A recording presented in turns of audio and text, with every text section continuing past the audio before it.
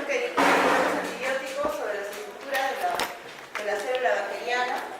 Asimismo, vamos a ver también cómo o qué mecanismos de los más frecuentes ha adquirido la bacteria para poder ser resistentes a los diferentes tipos de fármacos, y también vamos a conocer ya las diferentes maneras que tenemos para identificar desde el punto de vista del laboratorio para valorar la sensibilidad de determinado antibiótico a cada microorganismo en particular, ¿no? Así también nos vamos a poder evidenciar, ¿no? O vamos a poder describir si es en cuanto a la interpretación, ¿no? de un antibiograma.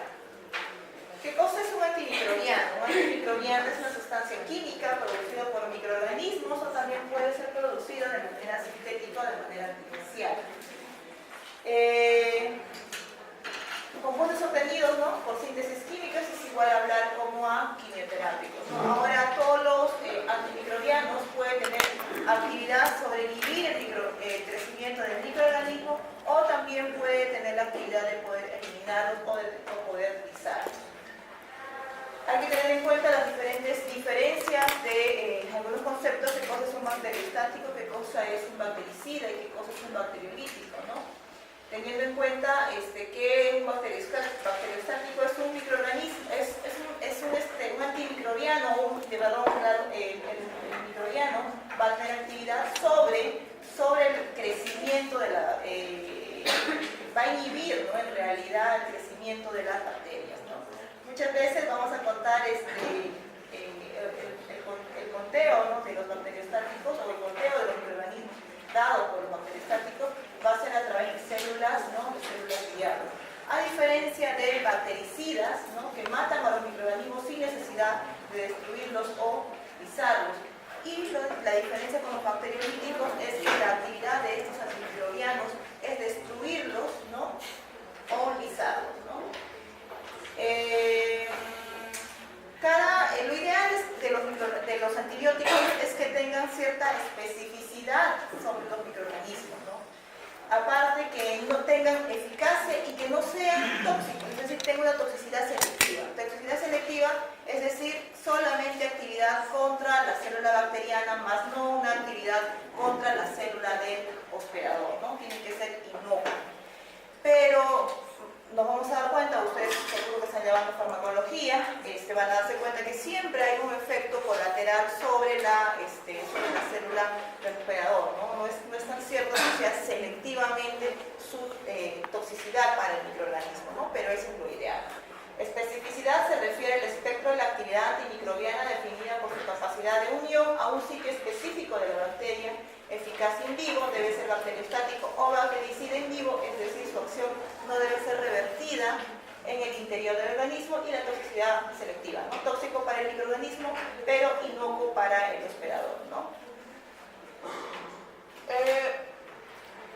Les mencioné, ¿no? que el antimicrobiano bien inhibe o bien destruye al microorganismo, y los antibióticos pueden ser de origen natural o pueden ser de origen sintético, ¿no? Ejemplo, penicilina y cloranfenicol, naturales, y semisintéticos, por ejemplo, la ampicilina, ¿no?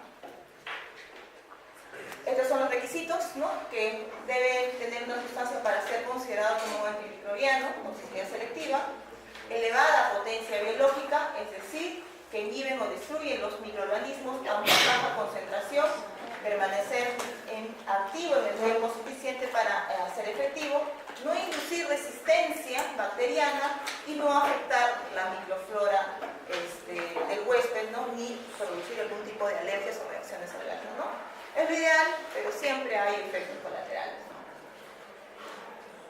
Podemos clasificar a los antibióticos de acuerdo a su efecto antimicrobiano, por su espectro y también por su mecanismo. Ya les dije qué cosas son los bacteriostáticos, ya les mencioné que son bactericidas.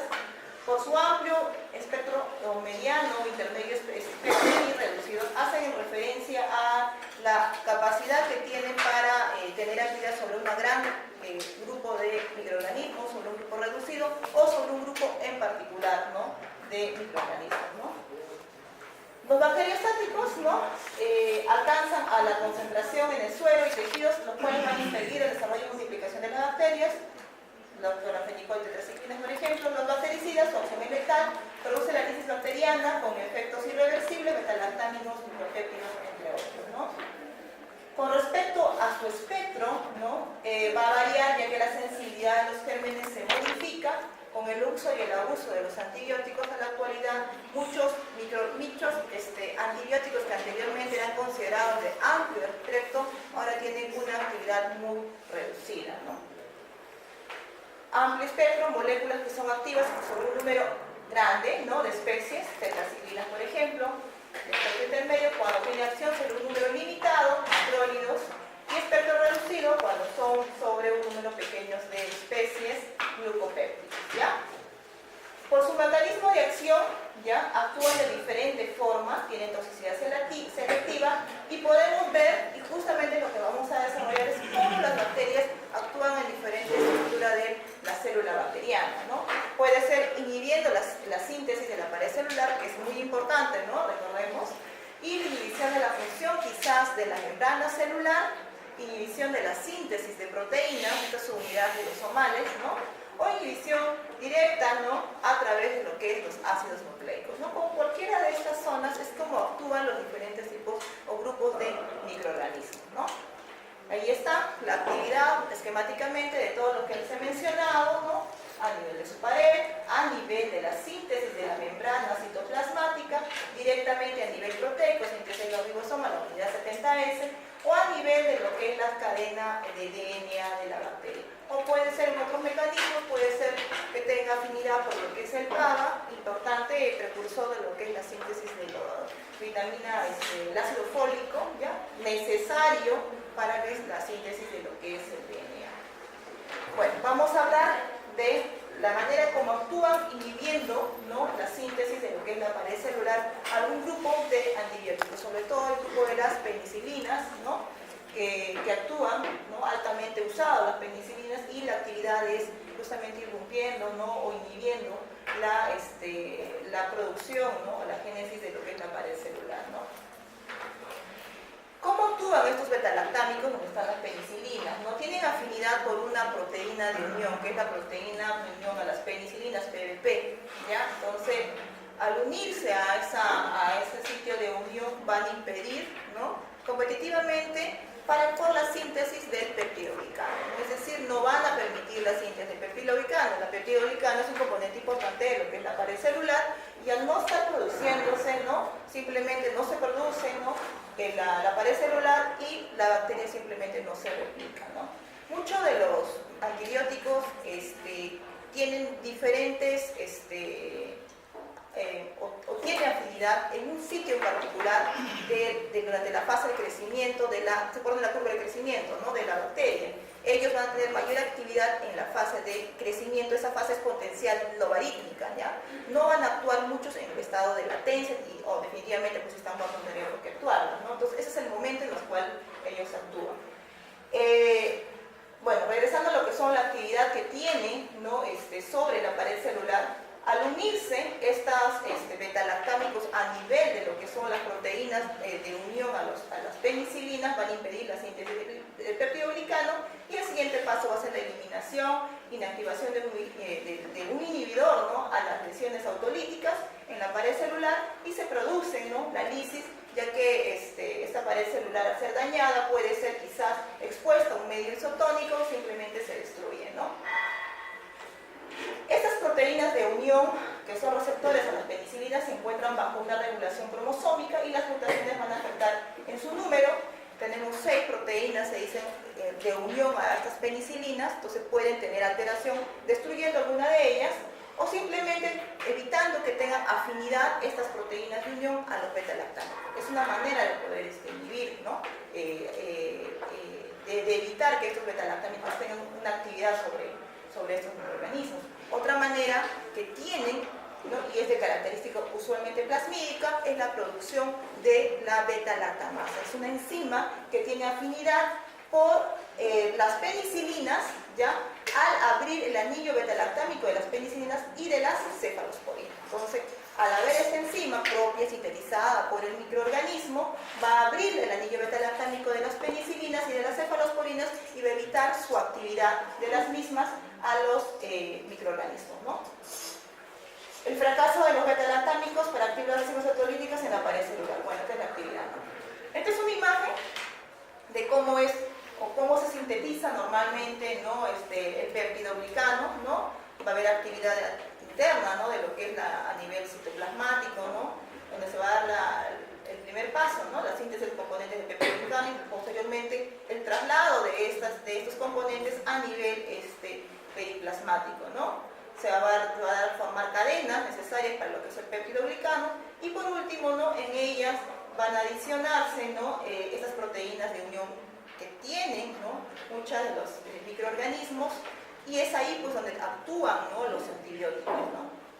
Va a depender, ¿no? Cómo es la característica del péptido glicano, de un gram positivo siendo más gorditas, ¿no? Y las gram negativos un poco más delgadas, ¿no? Esta es la manera como el beta-lactámico, hagamos de cuenta que esto sea una penicilina, tiene afinidad justamente, ¿no? por estas proteínas de unión a las penicilinas, ¿no? Competición entre el beta-lactámico y el beta-péptido por la unión, con las proteínas de unión a las penicilinas, gana el beta-lactámico por su mayor afinidad, ¿no? Sabemos que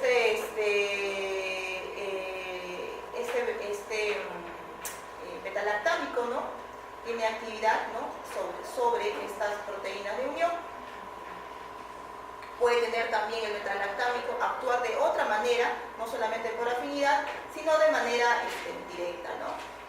Hay una destrucción a nivel enzimática dado por el beta-lactámico y por lo tanto no se da la formación, ¿no? De estas cadenas necesarias o precursores necesarios para la síntesis de proteínas, ¿no? Hay falta de formación, por ende destrucción de la pared y muerte bacteriana, ¿no? De la manera como actúan, ya sea a través de las proteínas de unión o simplemente de manera directa, atravesando al microorganismo, ¿no? Y produciendo una destrucción enzimática, ¿no?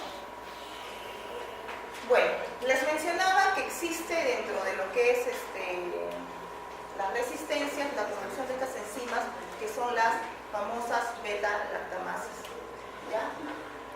Tenemos un grupo amplio, a las cuales se conocen como beta-lactamases de amplio espectro, que hablan de resistencias a diferentes tipos de antibióticos, ¿no? Carbapenémicos, monopenémicos, las mismas cefalosporinas, ¿no? Y el grupo de las penicilinas, ¿no? Entonces, los beta-lactámicos, ¿no? Dentro de ese grupo, ¿no? Vemos aquí, se ha hecho una clasificación antiguamente, ¿no? En grupo 1, en grupo 2, en grupo 3, ya en el año 2009, les catalogaron letras a cada grupo y Ambler posteriormente hizo la clasificación en forma de C, A, B, ¿no? Lo más importante de acá, ¿no? Si bien es cierto, estas son todas las resistencias a las beta-lactámicos, ¿no? Que se pueden tratar junto con sus posibles, ¿no? Responsables, que muchas veces suelen ser plasmídicos, ¿no? Quienes son responsables de estos antibióticos, es conocer a los grupos de antibióticos que son BLE, es decir, aquellos beta-lactamases de espectro extendido. Estos antibióticos que tienen laboratorialmente o se puede demostrar la presencia, ya que son resistentes a todo el grupo de las que son las cefalosporinas, ¿no? Cefalosporinas, las penicilinas, con excepción de lo que son carbapenémicos y con excepción de lo que son cefamicinas, ¿ya? Entonces, este grupo que les estoy mencionando, que son las de espectro extendido, estarían en relación al grupo 2, ¿no? O clasificación A de lo que es el grupo de AM, ¿ya? Hay otro grupo que también se ha demostrado bastante presencia y es el grupo de los AMC. Los AMC son microorganismos que muestran resistencia a todas las cefalosporinas, excepto a lo que es la cefalosporina de cuarta generación y excepto a carbapenémicos, ¿ya? Todos los demás medicamentos son resistentes cuando encontramos una resistencia de tipo AMC. Aquí está, ¿qué cosa es una beta-lactamasa de espectro extendido? Son enzimas capaces de hidrolizar cefalosporinas de amplio espectro o monobactam, pero no las cefaenzimas y no los carbapenenes, ¿no? Son inhibidas por inhibidores de beta-lactamasas. Sus determinantes genéticos se encuentran generalmente en plásmidos y derivan de otras enzimas con menor espectro. ¿Cómo laboratorialmente puedo yo determinar esta presencia de estos beta-lactámicos, ¿no? Utilizando un inhibidor de las beta-lactamasas, por ejemplo, ácido clavulánico, por ejemplo, son inhibidores, aquí está por ejemplo el ácido clavulánico, tazobactam, ¿ya? Tazobactam, por ejemplo, que tiene actividad inhibidora, ¿no?, de las beta-lactamasas, ¿no? Entonces, si yo aplico un disco, ¿no?, de sensibilidad, no sé, se me ocurre solamente amoxicilina, y si son resistentes por la presencia de estas enzimas, voy a encontrar pues amoxicilina resistentes. Pero si en caso quiero demostrar efectivamente la presencia de las mismas y agrego amoxicilina más ácido clavulánico, la resistencia ya no se va a mostrar, ¿no?, por la presencia del clavulánico, que va a tener actividad, ¿no?, al inhibir a las beta-lactamasas, ¿no?, laboratorialmente. Ya. Dentro de lo que son estamos hablando de lo que es la parte de la síntesis de pared celular, uno es la presencia de las beta-lactamasas, ¿no?, estas enzimas. Otra manera de que tienen resistencia los diferentes tipos de microorganismos en relación a la síntesis de la pared celular es que simplemente no tienen pared celular. Por ende, los antibióticos no van a poder tener actividad sobre las mismas, ¿no? Pueden inhibir, también es una manera de inhibir, alteración de la función de la membrana celular. La membrana citoplasmática tiene la función de barrera selectiva, de permeabilidad, lleva a cabo funciones de transporte activo, por lo tanto, regula la composición interna de la célula. Que antibióticos, colinixina, ¿no?, dañan la membrana celular selectivamente, otros, anfotericin B, colistina y niazoles y triazoles, ¿ya? Tenemos la actividad de inhibiendo la síntesis de proteínas, ¿no? Los antibióticos tienen afinidad por la subunidad bacteriana 70S, no por la subunidad bacteriana 80S dado por los eucariotas, ¿no? Y la manera que antibióticos suelen estar involucrados en lo que es la síntesis, ¿no?, de ribosomal, tenemos aquí, por ejemplo, ¿no?, a las tetraciclinas, ¿ya?, eritroclorafenicol, ¿no?, aminoglucósidos es un ejemplo también de la inhibición de lo que es la síntesis de unidad ribosomal. Son bactericidas, actúan en los ribosomas 30S, causa, ¿no?, producción de proteínas, ¿no?, los aminoglucósidos, que no tienen función, ya que pueden, ¿no?, alterar la lectura, ¿no?, de lo que es el ARN mensajero, el cual es precursor, ¿no?, de la duplicación o de la cadena de DNA, ¿no? Pueden producir también introducción de la síntesis de proteínas, y dentro de los aminoglucósidos, ¿no?, que tenemos acetonicina, neomicina, gentamicina, micacina y trobamicina. La manera como pueden producirse resistencia, ¿no?, por inhibición de la síntesis de proteínas, ¿ya?, puede ser de manera cromosómica o de manera plasmídica también, ¿no? Cromosomas, hay ausencia de receptor específico para el aminoglucósido 30S ribosoma, ¿no? No tiene el ribosoma afinidad o un receptor, ¿no?, que pueda tener afinidad por el antibacteriano, o resistencia plasmídica, es decir, un plásmido le da la facilidad a ese microorganismo, ¿no?, de producir una enzima, así como existen enzimas beta-lactamasas, enzimas adeniladoras, ¿no?, fosforiladoras o acetiladoras, los cuales van a destruir al fármaco, es decir, por ejemplo, a un aminoglucósido, ¿no? Otra manera que pueden producir resistencia o tienen actividad, perdón, los microorganismos es a través de la inhibición de la síntesis de los ácidos nucleicos, quienes quinolona, piremetamina, rifampicina, sulfonamidas y metropin. La rifampicina tiene actividad por unirse a lo que es la RNA polimerasa dependiente del DNA RNA bacteriano, y su resistencia, que se suele producir es por mutación cromosómica en lo que es la RNA polimerasa, ¿no? La RNA polimerasa, ¿no? Importante, ¿no? Ya que si se inhibe, ¿no? Vamos a producir, pues, la copia, pues, de manera inadecuada, ¿no? Quinolonas y fluoroquinolonas igual inhiben la síntesis y bloquean estos componentes de la DNA quirasa, ¿no? Responsable de lo que es el superenrollamiento, ¿no? El cual va a permitir que de alguna u otra manera todos los pares de bases que están incluidos en la parte, en el cromosoma bacteriano puedan mantenerse, ¿no? Otra manera es a través de las topoisomerasas, importantes para lo que son la corrección de errores cuando hay síntesis o esta duplicación de la cadena de DNA, ¿no? Necesarias para la réplica y para la reparación del DNA. Esa es la manera como actúan estos antibióticos, ¿no?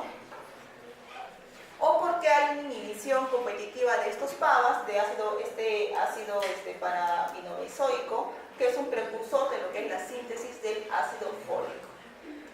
Estos son los diferentes mecanismos, ¿no? De manera muy general que tienen los grandes grupos de antibióticos, ¿no? Vamos a hablar de lo que es básicamente lo que es la síntesis de DNA. Les hablaba, ¿no? Que la DNA quirasa y la topoisomerasa, las fluoroquinolonas tienen actividad específica en estas zonas, ¿no? Necesarias para la síntesis del DNA, o simplemente las rifampicinas pueden tener actividad sobre el RNA mensajero precursor, ¿no? Tenemos otra manera, es a través, ¿no? de competición por los PABA, ¿no? Precursores de lo que son el ácido fólico, necesarios para lo que es la síntesis del DNA, ¿no? Entonces, la manera como actúan los diferentes tipos de microorganismos. ¿Y quiénes son los que tienen afinidad por los PABAs? Dimetroprin, sulfas, ¿no? Bueno, dentro de lo que es el origen de la farmacoresistencia, tenemos origen genético y origen no genético. Dentro del origen no genético va a depender mucho de la actividad que tienen los diferentes tipos de antibióticos. Hay microorganismos o antibióticos que no llegan a zonas, ya sean por su misma naturaleza, ¿no? De que no están determinadas para que lleguen a ciertas zonas. Además, algunos microorganismos, ¿no? Pueden perder su sitio de acción por fármacos, ¿no? Conforme van cambiando de generación en generación, o simplemente ha habido un error o ha perdido ciertas funciones que hace que cierto antibiótico no le haga efecto. ¿Qué tipo de microorganismos suelen estar no afectados, ¿no? O suelen tener predilección solamente por un agente específico en particular, ¿no? Son aquellos microorganismos que tienen capacidad de ser intracelulares. Ya ellos muchos antibióticos no tienen mucha especificidad para estos tipos de microorganismos. Por otro lado, también se puede ver o puede haber resistencia a los microorganismos, ¿no? Cuando se encuentran en estado latente, ¿no? Les mencionaba yo que la actividad de muchos de los antimicrobianos es durante la fase creciente, la fase exponencial, no durante la fase latente donde no se da la multiplicación o la división, y por ende no pueden ser eliminados en esta fase y que no tienen actividad en las mismas. ¿Quiénes, por ejemplo? Los micobacterias. No es que por eso que muchos, al estar expuestos a una persona con una enfermedad, podemos tener al microorganismo dentro de nuestro organismo, como el micobacterio tuberculoso, en un estado latente, ¿no? Sin embargo, podemos dar algún tipo específico de antibiótico para tuberculosis, pero no lo van a eliminar, no lo van a desaparecer. Solo lo desaparecen cuando estos micobacterias vuelven a ser activos. Existe un sistema de inmunodepresión, los micobacterias se hacen activas y es ahí que recién, por ejemplo, la rifampicina, ¿no? puede tener actividad, ¿no? Entonces, depende mucho, ¿no? Estas maneras, ¿no? generan de alguna u otra forma un origen de farmacoresistencia de tipo no genética, ¿no? Tenemos farmacoresistencia de tipo genética, la cromosómica y la extracromosómica, ¿no? La cromosómica por las mutaciones que hemos mencionado en la clase anterior, que pueden ser de maneras espontáneas, y la presencia de antibióticos sirve para suprimir a los sensibles muchas veces y fomentar a los resistentes, ¿no? Generalmente se puede dar por cambios en un receptor estructural. La extracromosómica es mediado, muchos de ellos por plásmidos, ¿no? que generan enzimas que destruyen a los antibióticos, ¿no? Hablamos de estos plásmidos que generan destrucción de los aminoglucósidos, ¿no? o de las mismas betalactamasas que rompen los anillos, ¿no? de los betalactámicos, ¿no? Producen enzimas, ¿no? que acetilan, adenilan o fosforilan, por ejemplo, a los aminoglucósidos. Bueno, ya conocimos de manera general cómo es que se dan los diferentes tipos de resistencia, ¿no? Y la actividad que tiene cierto grupo de microorganismos sobre alguna estructura en particular de las bacterias. Ahora vamos a poder demostrar cómo se mide la susceptibilidad. ¿Para qué nos sirve medir la susceptibilidad, no? Para poder indicar de manera adecuada, ¿no?, qué antibiótico cada persona debería recibir en base, ¿no?, a la susceptibilidad microbiana. Todo cultivo tiene que estar acompañado no solamente de la identificación de la bacteria, sino también de la identificación frente a qué fármaco es sensible, resistente o muestra una sensibilidad de carácter intermedio, ¿ya? En el laboratorio se puede estudiar la susceptibilidad a antimicrobianos que presentan bacterias aisladas desde una muestra biológica, la susceptibilidad junto con la identidad de la bacteria aislada a ciertos factores del hospedero constituyen la base de la elección para una terapia antimicrobiana adecuada. Entonces, para eso nos sirve, ¿no?, conocer a qué es sensible o qué es resistente el antibiótico. Tenemos diferentes formas, ¿ya? El gol estándar para buscar lo que es sensibilidad es a través de test por dilución, buscando la concentración mínima inhibitoria del microorganismo, pero también, y es usual que lo realicemos, y ustedes lo van a ver en práctica, porque es mucho más sencillo y menos laborioso que el test de dilución, es el test de difusión a través de los discos de difusión, que los vamos a ver, ¿ya?